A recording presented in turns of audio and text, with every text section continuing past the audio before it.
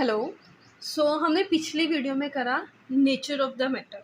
अब हम इस वीडियो में क्या करेंगे, कैरेक्टरिस्टिक्स ऑफ द मैटर।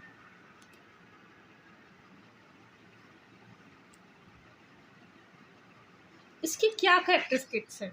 तो सबसे इम्पॉर्टेंट कैरेक्टर इसका ये है, सबसे इम्पॉर्टेंट कैरेक्टर ऑफ पार्टिकल का ये है कि ये लगातार यानी कि कंटिन्यूसली मूव करता रहता है। ये 1 मिनट के लिए भी स्टॉप नहीं होता, कंटिन्यूसली हिलता रहता है, कंटिन्यूसली मूव करता रहता है। सबसे इम्पॉर्टेंट कैरेक्टर है इसका। तो उसको अब हम कैसे शो करेंगे? उसके लिए हमें लेने होंगे 2 गिलास। ठीक है, तो एक में हम डालेंगे 1 स्पून ऑफ हनी। याद रखना है, हमने इसको मिक्स नहीं करना, हमने इसको बिल्कुल, ये देखिए अपने आप मूव कर रही है और ये करता ही जाएगा। हमने इसको बिल्कुल मूव नहीं करा, हमने इसको एज इट इज रख दिया। और दूसरे में हम डालेंगे इंक। देखिए कितनी तेजी से इसने मूव किया है। हो गया, ये देखिए ये जो इंक है इसने 2 सेकेंड्स में ही सारा पानी ब्लू कर दिया। वेरेज ये जो हनी है ये भी मूव हो रहा है, बट ये बहुत स्लोली पानी में डिसॉल्व हो रहा है। ये ज़्यादातर बैठ गया, बट बहुत स्लोली ये पानी में डिसॉल्व हो रहा है, but it is continuously moving. अब देखने वाली बात ये है कि इस मूविंग को, ये जो कंटिन्यूसली मूव हो रहा है, इस मूविंग को बहुत इंपॉर्टेंट कैरेक्टरिस्टिक्स बोलते हैं। इसको बहुत इंपॉर्टेंट एनर्जी बोलते हैं। कौन सी एनर्जी बोलते हैं? इसको बोलते हैं काइनेटिक एनर्जी। काइनेटिक एनर्जी मतलब जो एनर्जी लगातार किसी भी मैटर को मूव करवाती है उसको बोलते हैं काइनेटिक एनर्जी। ठीक है, अब काइनेटिक एनर्जी का एक फॉर्मूला है। जैसे ही हमने इसमें प्रेशर या टेम्परेचर इंक्रीज किया तो इसकी जो मूविंग है पार्टिकल्स की वो भी क्या हो जाएगी, इंक्रीज हो जाएगी। टेम्परेचर इंक्रीज किया, मूविंग भी इंक्रीज हो जाएगी। या फिर हम ये बोलेंगे कि मूव इंक्रीज किया तो भी टेम्परेचर में फ़र्क पड़ेगा, तो इसकी जो स्पीड है वो बहुत ही ज़्यादा तेज हो जाएगी। डिसॉल्विंग का जो प्रोसेस है, डिसोल्यूशन का जो प्रोसेस है बहुत तेज हो जाएगा। अब मैं आपको दिखाती हूँ कैसे। देखिए, इसको तो हमें मूव करने की ज़रूरत ही नहीं पड़ी, ये बहुत जल्दी डिसॉल्व हो गया। बट ये हनी, इसको अगर हम अपने प्रेशर से मूव करेंगे तो ये देखिए कितनी जल्दी ये जो नीचे बैठा हुआ था वो क्या हो गया, डिसॉल्व हो गया।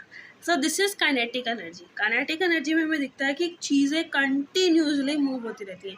आप वेट कर सकते हो, you can do one experiment. You can keep a glass of water with a spoon of honey and you can wait overnight. आप ओवरनाइट वेट करो, सुबह तक देखोगे कि वो अपने आप ही इसमें डिसॉल्व हो जाएगा।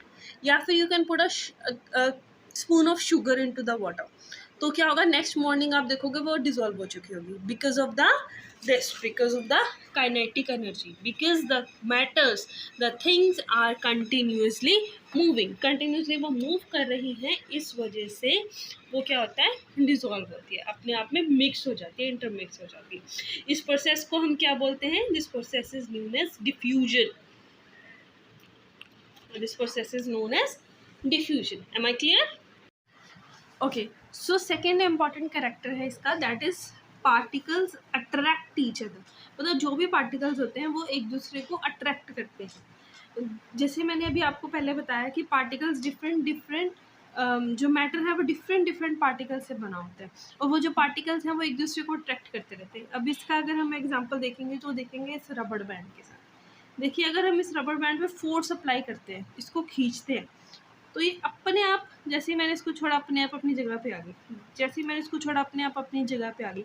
मतलब जब मैंने इस पर फोर्स अप्लाई करके इसको दूसरे से दूर करने की कोशिश करी, बट जैसे ही मैंने अपनी फोर्स को ख़त्म किया तो ये अपनी जगह पर वापस आ गई। मतलब ये जो इसके बीच में जो पार्टिकल्स हैं वो एक दूसरे को छोड़ना नहीं चाह रहे, वो एक दूसरे को अपनी तरफ खींचते हैं, अपनी तरफ अट्रैक्ट करते हैं। ठीक है, ये तो रहा रबर बैंड। अब वैसे ही अगर हम ये कैंची लें, ये सीज़र लेते हैं, तो सीज़र को अगर मैं हैमर से तोड़ूँ, ऐसे करने की कोशिश करूँ, इतनी फोर्स अप्लाई करूँ, तो ये बहुत हार्ड होगा मेरे लिए इसको तोड़ना, क्योंकि इसके जो पार्टिकल्स हैं वो बहुत ही ज़्यादा स्ट्रॉन्गली एक दूसरे से अटैच्ड है। अगर मैं इसको कोशिश भी करूँगी अलग करने की, तोड़ने की, तो मुझे बहुत ही ज़्यादा फोर्स अप्लाई करनी पड़ेगी, फिर ही ये अलग हो पाएंगे। सो हिंस प्रूफ, जो भी पार्टिकल्स होते हैं वो एक दूसरे को क्या करते हैं, अट्रैक्ट करते हैं, इसीलिए वो एक दूसरे के साथ जुड़े होते हैं। जैसे ही हम उसको अलग करने की कोशिश करते हैं, वो क्या करते हैं, एक दूसरे की तरफ वापस से आ जाते हैं। मैंने फोर्स अप्लाई किया, उसको अलग किया, जैसे इस रबड़ पे मैंने फोर्स अप्लाई करा, उसको खींचा खींचा खींचा खींचा, जैसे ही मैंने अपनी फोर्स को छोड़ा, ये देखिए ये वापस अपनी शेप में आ गए।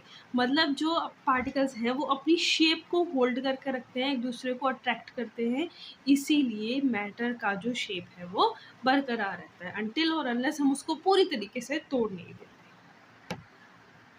So this was all about the character of the particles. तो हमारा नेचर भी हो गया, हमारा करेक्टर भी हो गया। नेक्स्ट वीडियो में हम करेंगे स्टेट ऑफ मैटर।